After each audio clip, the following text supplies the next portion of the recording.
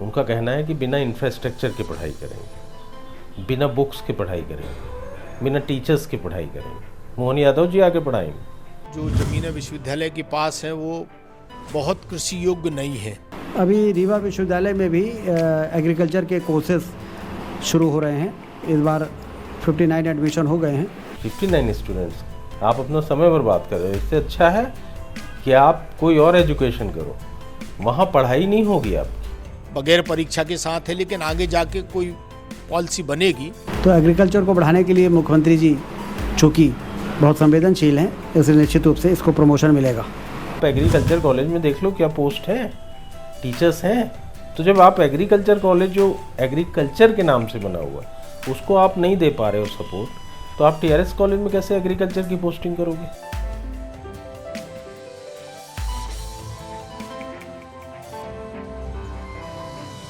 Agriculture तो ऐसा नहीं है ना कि आप गमले में लगा के खेती कर लोगे। इसको तो आपको इनफ ग्राउंड चाहिए, आपके पास जगह होनी चाहिए, आप उसमें कई किस्म की फसलों को लगा सको। उसके साथ आपको बहुत सारी चीज़ें देखनी पड़ती हैं, इंसेक्ट्स के असर देखने पड़ते हैं, एक्सपेरिमेंट्स करने पड़ते हैं।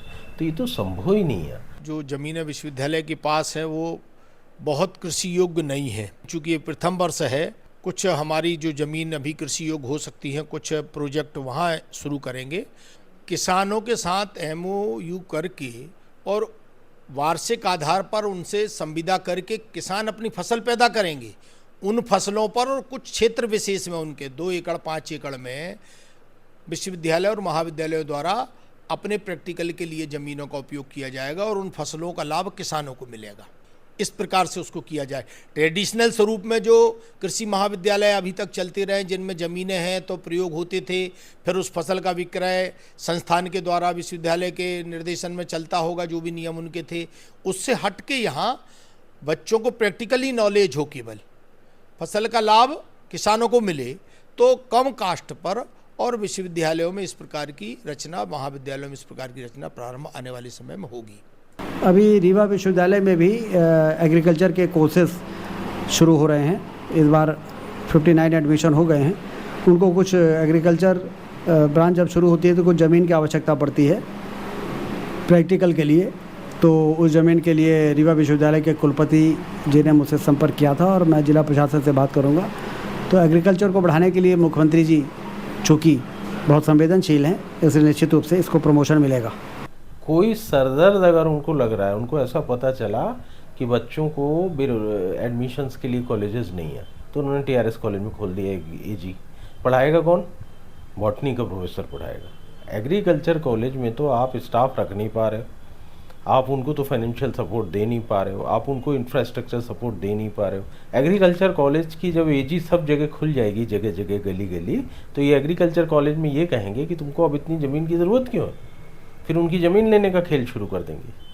तो इनका भारतीय जनता पार्टी के लोगों का काम एजुकेशन के स्प्रेड, एजुकेशन की क्वालिटी, एजुकेशन की अवेलेबिलिटी और एजुकेशन की कास्ट, इससे इनका कोई लेना देना नहीं। एजी कॉलेजेस में बच्चों के प्रवेश की लंबी लाइन रहती है, बच्चों को अवसर नहीं मिल पा रहा है अध्ययन का। NEP 2020 में शिक्षा के अवसर सबको प्रदान करने की बात कही गई है। NEP 2020 में प्रत्येक बच्चा अपने मनोनुकूल विषय को ले सकता है। इस नाते सारी जितनी नेशनल एजेंसियां भी आज जो एडमिशन की प्रोसेस करती हैं, आने वाले समय में मुझे लगता है अगले 3-4 साल में हमको, मध्य प्रदेश को, पूरे देश को एक नया परिदृश्य मिलेगा, जहां जो विषय जिस बच्चे को पढ़ना है उसको उसके अवसर की उपलब्धता कराई जाएगी। इसी परिप्रेक्ष्य में AG सब्जेक्ट भी अच्छे से चलेंगे ट्रेडिशनल विश्वविद्यालयों में, इसमें कोई शंका नहीं है। जिसको मालूम है कि हमको डॉक्टर तो बनना नहीं है, कंपाउंडर भी बन जाए बड़ी मुश्किल से, तो बड़ी बात है, वो ले लेगा एडमिशन। अभी आप इनसे पूछने जाइए कि भाई इसका इंफ्रास्ट्रक्चर कहाँ है, तो कह देंगे हमने बात की।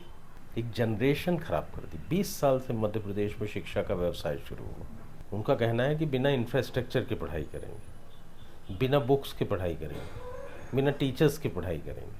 मोहन यादव जी आके पढ़ाएंगे बच्चों को, कौन पढ़ाएगा? फिर अतिथि विद्वानों से पढ़ाओगे और बाद में शिक्षा मंत्री का बयान आ जाएगा कि ये तो अतिथि हैं, अब मेहमान घर पे कब्जा थोड़ी करेगा। जो शिक्षक पहले से यहाँ नियुक्त हैं उनको भी अध्यापन के लिए चयनित किया गया है। जो रिक्वायरमेंट सब्जेक्ट वाइज रहेगी, अभी उनको हमने विजिटिंग के रूप में आमंत्रित कर लिया है सब्जेक्ट स्पेशलिस्ट को, और भविष्य में वॉक इन इंटरव्यू के माध्यम से उनका चयन होगा। आपने डिग्री खूब दे दी पर मैन पावर नहीं है आपके देश में। यही कारण है ना कि आप 50 वर्ष आयु कर रहे हो असिस्टेंट प्रोफेसर की। एक्सेप्टेंस है ना, सरकार ने स्वीकार किया ना कि हमारे पास लोग नहीं है, नहीं तो आपको 50 वर्ष करने की क्यों ज़रूरत पड़ी। भैया अगर आप पूरे रीवा ज़िले में एग्रीकल्चर कॉलेज सब कॉलेजों में खोलना चाहते हो तो आप इस एग्रीकल्चर कॉलेज की सीट्स बढ़ाओ ना, यहाँ प्रोफेसर्स बढ़ाओ ना। जहाँ ऑलरेडी इंफ्रास्ट्रक्चर है उसको तो पहले आप व्यवस्थित करो। बगैर परीक्षा के साथ है, लेकिन आगे जाके कोई पॉलिसी बनेगी तो एंट्रेंस एग्ज़ाम राष्ट्रीय एजेंसी के माध्यम से भी होने की संभावना इसमें होगी। 60 से ज़्यादा बच्चों का प्रवेश हो चुका है, अभी प्रवेश चल रहा है, और संभवतः मुझे लगता है कि और भी लगभग 15 से 20 प्रवेश इस सत्र में हो जाना चाहिए। 59 स्टूडेंट्स, मैं तो यही मैसेज दूंगा कि भैया कहाँ चले गए आप अपना समय बर्बाद कर रहे हो। इससे अच्छा है कि आप कोई और एजुकेशन करो, वहाँ पढ़ाई नहीं होगी आपकी। डिप्टी सीएम साहब को तो ये काम उनके डिफरेंट है ना। उनका काम तो है ब्रिज बनाओ, पुल बनाओ, रोड्स बनाओ, और रीवा में रिडेंसिफिकेशन के नाम पे ज़मीनों को इधर उधर करो। अब इसके बाद एग्रीकल्चर कॉलेज में कौन जा रहा है, पढ़ रहा है। 59 हो गए तो ताली बजाइए कि 59 एडमिशन्स हो गए, और वो 59 के घर वाले देखेंगे क्या होता है।